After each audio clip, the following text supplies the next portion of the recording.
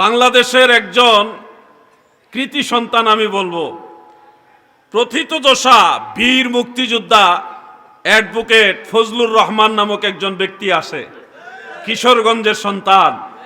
1971 সালে তিনি বাংলাদেশকে স্বাধীন করার জন্যে অস্ত্র হাতে নিয়ে এই দেশের এই ভূখণ্ডের মানুষের যারা শত্রু তাদের সাথে জিহাদ করে লড়াই করে এই দেশকে পবিত্র যারা করেছে, স্বাধীন যারা করেছে, সে বীর মুক্তিযোদ্ধাদের অন্যতম হলো ফজলুর রহমান সাহেব। বেচারা সুন্নি দেখা আর রাজাকারের বিরুদ্ধে কথা বলে দেখা কিছু ভাইরা বলতেছে এই লোকের জানাজা যেন কোনো আলেম না পড়ে। বীর মুক্তিযোদ্ধা অ্যাডভোকেট ফজলুর রহমানের জানাজা নবীর দুশমনরা পড়ার দরকার নাই, তার জানাজা পড়বে আশিক রাসূল সুন্নি আলেমরা, ঠিক কিনা বলে? রাজাকারের কোনো প্রয়োজন নাই মুক্তিযোদ্ধার জানাজা আসায়। তোমরা দূরে থাকো, তোমরা তো এই দেশের স্বাধীনতাই চাও নাই। এই বাংলাদেশি যারা চায় নাই তারা মুক্তিযোদ্ধাদের জানাজা পড়বে এই আশা তো করা যায় না।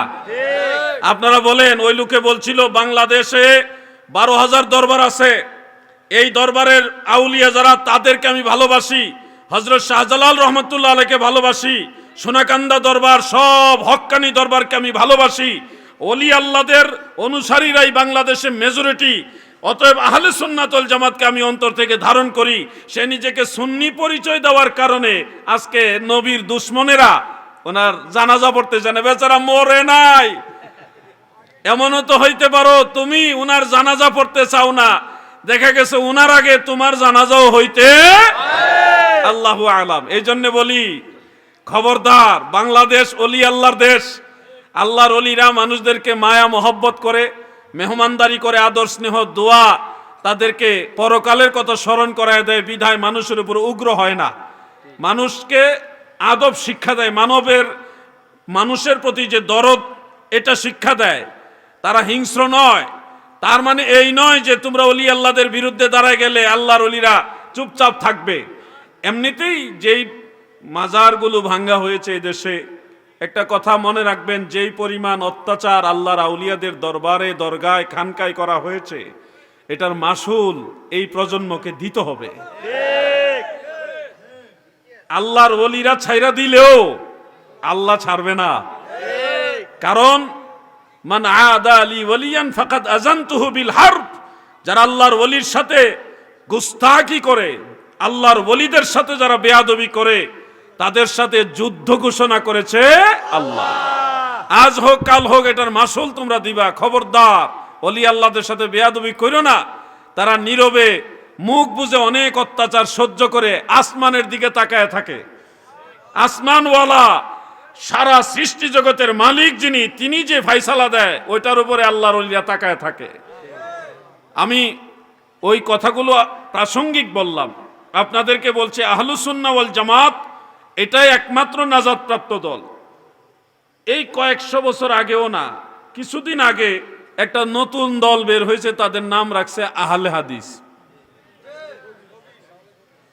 আহলে হাদিস এক দল, আরেক দল বেরিয়েছে আহলে কুরআন, আরেক দল ছিল আহলে কিতাব। একটা হলো আহলে কিতাব, আরেকটা আহলে কুরআন, আরেকটা আহলে হাদিস। দল কিন্তু বড় বড় নাম দিয়ে, নতুন নতুন নাম দিয়ে বেরিয়েছে। আপনাদের কুমিল্লাতে আরেক দল বের হয়েছে, এরা নামাজ মানে না, 5 ওয়াক্ত নামাজ মানে না। আবার বলে আর যাব না মোল্লার বাড়ি, কি করছে কসম খেয়েছি। এই ধরনের ভণ্ডও কিন্তু কুমিল্লাতে আছে। তো কত রকমের ভেজাল, এর মাঝখানে আপনাদের ঈমান বাঁচায় চলতে হবে। কোন দিকে চলবো হুজুর? আমরা কিভাবে বুঝবো যে এই পথটা সঠিক, এই রাস্তাটা সঠিক? আমরা কিভাবে বুঝবো? আপনাদেরকে ডিরেকশন দিয়েছেন আল্লাহ, আপনি সেটা বুঝার চেষ্টা করুন, তাহলেই সঠিক রাস্তা পেয়ে যাবেন। কিভাবে বুঝবো হুজুর? সূরা ফাতিহার মধ্যে আমার আল্লাহ তাআলা আমাদের শিক্ষা দিয়েছেন, ইহদিনাস সিরাতাল মুস্তাকিম সিরাতাল্লাযীনা আন'আমতা আলাইহিম। আল্লাহ আমাদেরকে সরল সঠিক পথে পরিচালিত করুন, যেই পথে আপনার নিয়ামত প্রাপ্ত বান্দারা পরিচালিত হয়েছে। এখান থেকে আপনারা একটা মাইল ফলক নেন, কিভাবে চলবেন। যে আল্লাহ আমাদেরকে আপনার নিয়ামত প্রাপ্ত বান্দাদের পথে চালান। এখন প্রশ্ন হলো, নিয়ামত প্রাপ্ত বান্দা কারা? নিঃসন্দেহ নবী রাসূল, আউলিয়া কারাম, শুহাদা কারাম, সালেহিন যারা, তারা হলো নিয়ামত প্রাপ্ত বান্দা। তাহলে সূরা ফাতিহা দিয়ে দলিল দিতে পারবেন আল্লাহর আউলিয়ারা যেই পথে চলেছে ওই পথ হলো জান্নাতের পথ। যারা ওলিয়া উলিয়াদের পথে নাই তারা জান্নাতের পথে নাই। এখানে আল্লামা মুফতি আজম মুহাম্মদ আলী আকবর আবিদি রহমতুল্লাহ আলাইহির মাজার রয়েছে। ওনার মাজারের উপরে কিছু ফুল দেওয়া হয়েছে, কাঁচা ফুল। আপনারা নিশ্চয়ই দেখেছেন, আমি জিয়ারত করেছি তখন দেখেছি। হয়তো কারো মনে এরকম প্রশ্ন আসতে পারে, আপনারা তো সুন্নি, আহলুস সুন্নাহ ওয়াল জামাত, তাহলে আপনারা মাজারে বা কবরের উপরে ফুল দেন কেন? এটা কি সুন্নাহর মধ্যে, আহলুস সুন্নাহ ওয়াল জামাতের মধ্যে আছে কিনা? প্রশ্ন আসতেই পারে মনের ভিতরে।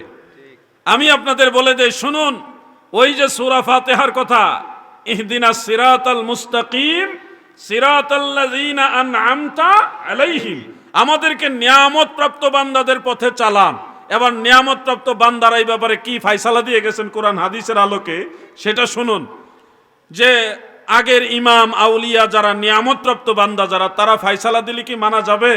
এটার কথাও নবীজি বলে গেছেন। দারিমি শরীফের মধ্যে উল্লেখ আছে, সাহাবীদের এক জমাত নবীজিকে জিজ্ঞাসা করলেন, ইয়া রাসূলুল্লাহ, যেই বিষয়টার ফায়সালা সরাসরি কোরআনেও নাই এবং সরাসরি হাদিসেও নাই, স্পষ্টভাবে সরিহভাবে কোনো দলিল কোরআন এবং হাদিসে নাই, এই বিষয়গুলো যদি মানুষের সামনে আসে, এমন কোনো নতুন বিষয় যদি আসে, তখন কিভাবে এটার ফায়সালা হবে?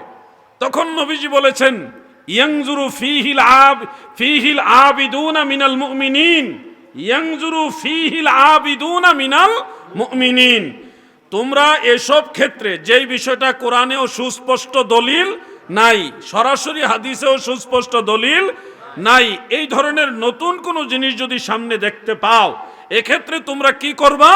তোমরা নজর করবা আল্লাহর আবেদ বান্দা যারা, মুমিনে কামিল যারা, তারা এই ব্যাপারে কি করেছে।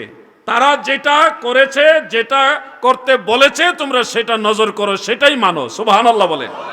এটা আমার ফয়সালা নয়, এটা আল্লাহর রাসূলের ফয়সালা, রাহমাতুল লিল আলামিন নবীর ফয়সালা, যে আল্লাহর ওলিরা, মুমিনে কামিলরা এমন বিষয় যদি কোনো ডিরেকশন দেয়, তোমরা সেটা মানবা। এটা হলো মদিনাওয়ালার ফয়সালা। খুব খেয়াল করে শুনবেন। এখন কবরস্থানে বা মাজারে কাঁচা ফুল দেওয়া, এই ব্যাপারে কি সালিহিন আউলিয়া যারা, মুমিনে কামিল যারা, যাদেরকে মানতে আল্লাহ তাআলাও বলছে, আল্লাহর নবীও বলেছে, তারা কি কিছু বলছে কিনা? উত্তর হলো হ্যাঁ, ওনারা ফয়সালা দিয়েছে। আলেম ভাইরা শুনুন, আমি জানি মাইকের গোড়ায় গোড়ায় বিভিন্ন জায়গায় অনেক ভাইরা বসে আছেন। আমি আপনার শত্রু না, আমার কথাগুলি নোট করেন, আপনার উস্তাদকে জিজ্ঞাসা করেন। উস্তাদ যদি মুত্তাকি মুহাক্কিক হয়, সত্যটা বলবে। আর যদি বাংলা বই পড়ে অথবা গুটি কয়েকটা কিতাব পড়েই সীমাবদ্ধ জিন্দিগি করে, তাহলে উনি জানবে না। কিন্তু জানার চেষ্টা করবেন। দুইটা কিতাবের নাম বলি, বেশি বলার প্রয়োজন নেই। আমরা হানাফি মাযহাবের অনুসারী। এই হানাফি মাযহাবের ব্যারিস্টার যিনি ছিলেন, 1 লক্ষ হাদিস যিনি মুখস্থ জানতেন, ইমামুল হারামাইন মোল্লা আলী কারি হানাফি রহমাতুল্লাহ আলাইহি, তিনার লেখা একটা কিতাব আছে মিরকাতুল মাফাতিহ শরহে মিশকাতুল মাসাবিহ, সেই কিতাবের মধ্যে মাসআলাটা আছে।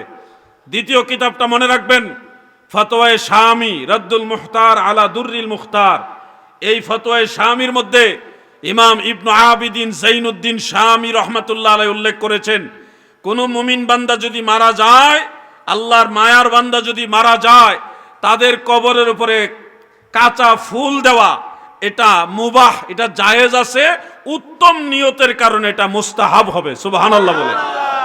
এটার পিছনে ওনারা দলিল নিয়েছে বুখারী শরীফের হাদিস এবং সুনানু আবি দাউদের হাদিস।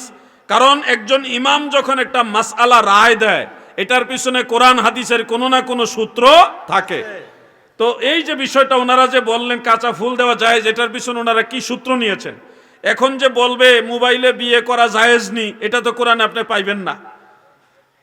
পাইবেন নাকি? কারণ মোবাইলই তো তখন ছিল না যখন কোরআন নাজিল হয়।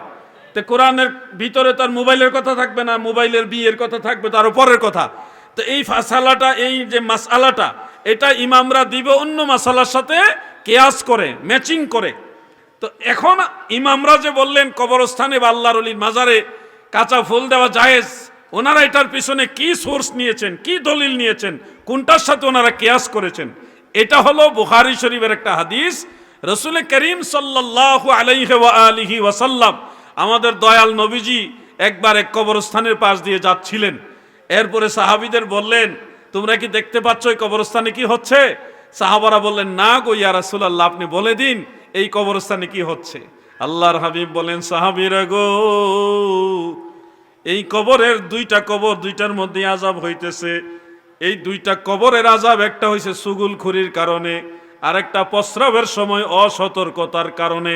প্রস্রাব কইরা ঠিক মতো প্রস্রাবটা নিষ্কাশন না কইরা কোনো মতে কাম সেরা ফেললেন, কাজ হবে না, এটার জন্য কবরে আযাব হবে। এই দুই কারণে তাদের কবরে আযাব হচ্ছে। আল্লাহর নবী রাহমাতুল্লিল আলামিন তাদের কবরের আযাব লাঘব করার জন্য, হালকা করার জন্য দুই কবরের মাঝখানে খেজুর গাছের ডাল পুঁতে দিয়েছেন। উদ্দেশ্য হলো, এই হাদিসের ব্যাখ্যায় মুহাদ্দিসিনে কেরাম বলেছেন, খেজুর গাছের ডাল যতক্ষণ পর্যন্ত তাজা থাকবে, ওই ডাল আমার আল্লাহর নামের তাসবিহ আদায় করবে, জিকির করবে, এর বরকতে আমার আল্লাহ তাদের কবরের আযাব হালকা করে দিবে।